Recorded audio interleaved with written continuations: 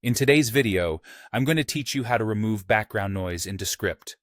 Whether you're working on a podcast, a video, or any audio project, background noise can be a real nuisance. Thankfully, Descript offers an intuitive way to clean up your audio. Let's walk through the process together. Start by importing your audio or video file into Descript. If you haven't done so before, you'll want to begin a new project. Simply drag your file into the project area. Descript is quite efficient here. It will automatically transcribe your file, making it easier for you to navigate and edit.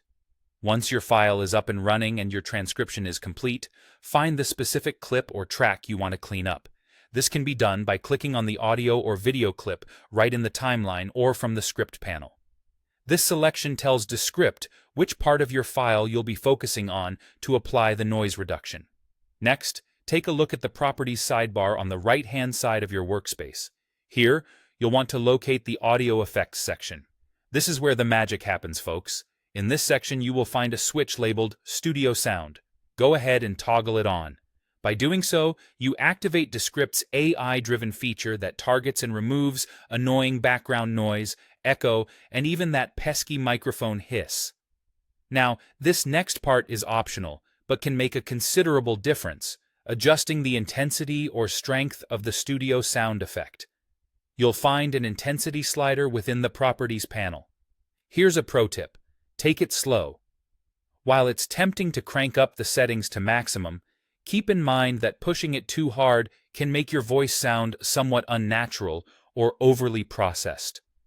Adjust gradually until you find the sweet spot where the background noise is reduced without compromising the natural quality of your voice. In some cases, you might notice that only certain segments of your audio have noise issues, like a loud hum or background chatter in a particular section. If that's the case, all you need to do is split the clip around that noisy segment. You can then adjust the effect parameters for just that part, allowing you to tailor the noise reduction more precisely. After you've applied the studio sound effect, take the time to preview your work.